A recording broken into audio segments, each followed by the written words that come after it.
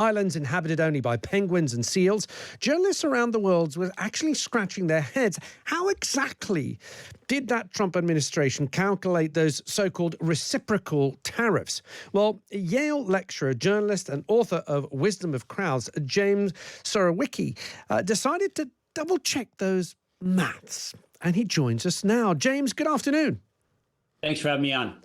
James, everybody was sort of quite shocked as you were, but I think everyone was even more shocked when you managed to sort of, if you like, crack the code. Tell us what happened.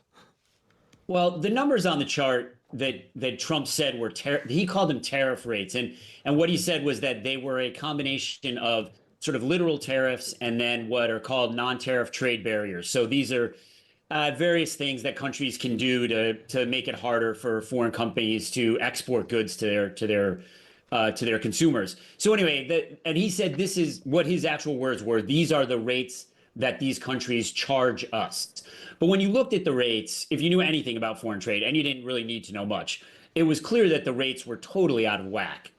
So some of the rates were crazily high.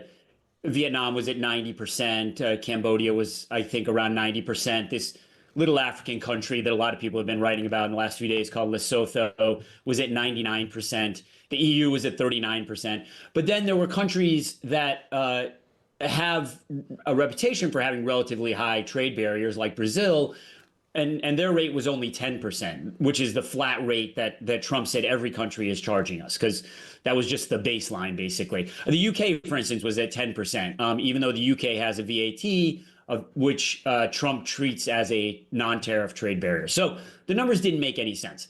So my initial reaction, to be honest, was that they had just basically made up the numbers.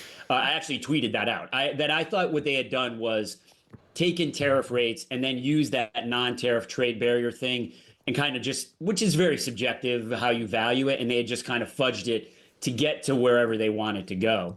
But that didn't really explain, like, why would Brazil only have a 10% rate? And so I actually just really started to mess around with math, and I mean very simple math, like literally just dividing, what if you divided imports by total trade, which honestly today still seems like it would make more sense? Or what if you looked at trade deficit as a percentage of GDP? And, none of I just went through a few options. There weren't that many options. And then I realized that it was the trade deficit the United States has with a country divided by our imports from that country. So that's the formula. If that number is less than 10%, then Trump just said it's 10%. Or if we have a surplus with a country, which we actually do with the UK and Brazil, then you get 10% as well. But it's basically just trade deficit divided by imports. So I actually only checked like 3 countries, but it was correct for all 3. And so I was like, this is what it is. And I just tweeted it out. And I mean, it was also backed up by the White House, wasn't it? Because they came up with a sort of a fancy looking formula, complete with Greek letters. But essentially, did they back up your methodology? Yeah, they did. So what happened was, I'm not sure exactly when. This was the Office of the United States Trade Representative, which put a page up on their website kind of explaining the supposed logic of what they were doing and how they had calculated the tariffs. And they actually said it would be very hard to calculate country by country, the combination of tariffs and non-tariff trade barriers. But this formula sort of serves as a useful proxy. I'm paraphrasing, but that's essentially what they said. And yeah, they put up this formula, which, like a lot of economics formulas, looked very complicated because it had some Greek symbols in it. But when you backed it out and did the math, it was trade deficit divided by imports.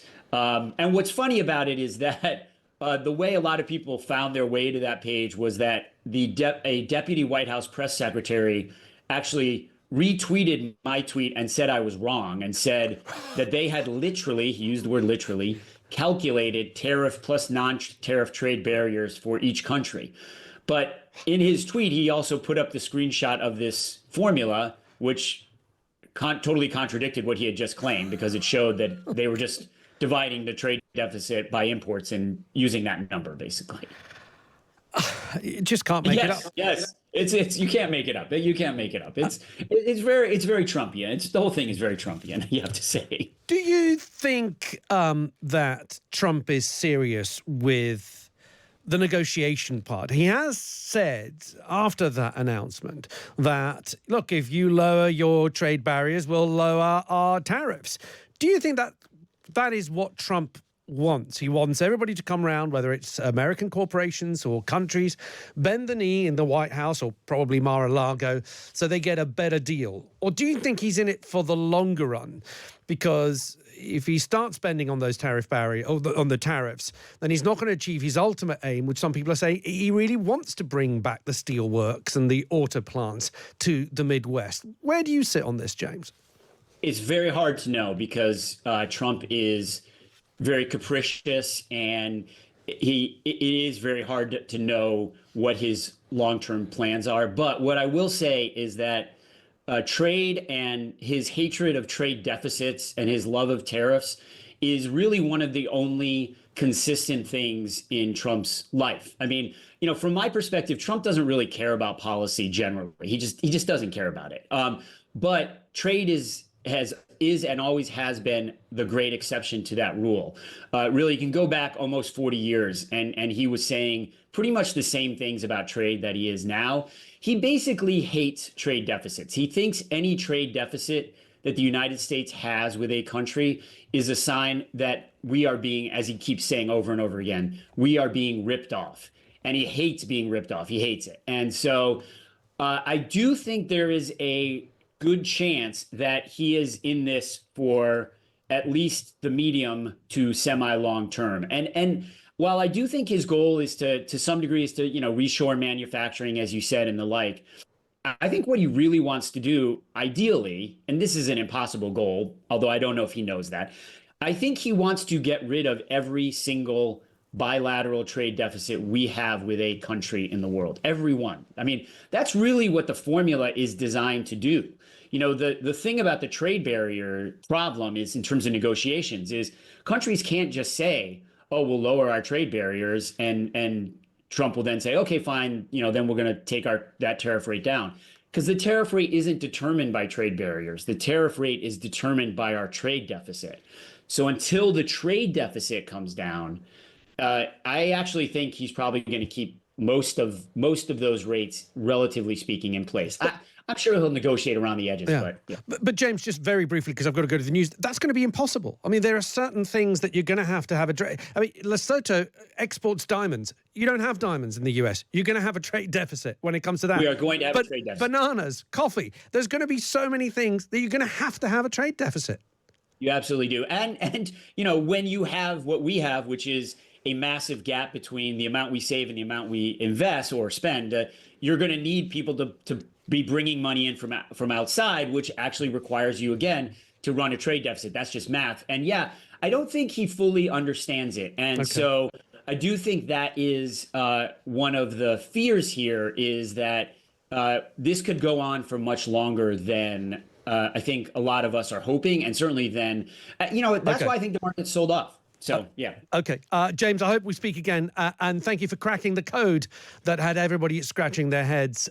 James Surowiecki there, the Yale lecturer, journalist and author of The Wisdom of Crowds. Coming up, should the UK move closer to China on trade with and economic cooperation? And also, is university degree still worth the money? We're going to be talking about all that between now and 2 o'clock. But first, let's get the news with Eliza Phillips. Across the UK, on DAB, online and on your smart speaker. This is Times Radio. Thanks, Alexis. Israel has been criticised after denying entry to 2 Labour MPs. Yuan Yang and Abtazam Mohammed were accused of planning to spread anti-Israel hatred. Dame Emily Thornbury, the Labour chair for the Foreign Affairs Select Committee, claims Israel officials were badly advised. I really think that Israel should try to engage them rather than humiliate them in this fashion. Israel is supposed to be an ally, and you ought to be able to tell your friends the truth. And frankly, Israel should stop being so thin-skinned and actually listen to the criticism that there is being made of Israel around the world. The Prime Minister says he will do everything necessary to protect the UK from President Trump's tariffs on British imports into the United States. Amid the fallout and the escalation in the tariff war, Sir Keir Starmer will tomorrow make his first significant intervention since Trump's announcement on reciprocal levies on US imports. The Prime Minister will also declare an end to globalisation and admit it's failed millions of voters. The Conservatives' Shadow Chief Secretary to the Treasury is Richard Fuller. Speaking to Times Radio, he said the Labour Party must be more adaptable. For us, perhaps unlike America, where tariffs have been the main challenge to living standards, here it's been a dependence on long-term economic migration into the UK that's caused perhaps more of a challenge. But the Conservative Party wouldn't have made the choices to raise